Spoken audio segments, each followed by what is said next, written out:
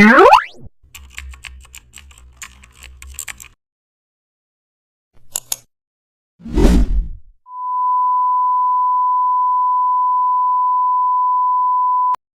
design is ideal when you want to visually explain a roadmap or future plan, and everything is built cleanly using Photoshop custom shapes. Create a wide canvas in Photoshop to allow horizontal movement.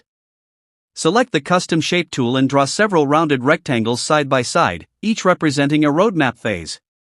Use different soft colors to separate each phase visually. Now select the arrow shape and place arrows between each rectangle to guide the flow from left to right. Add phase titles at the top of each block using the Type tool, followed by short descriptions below.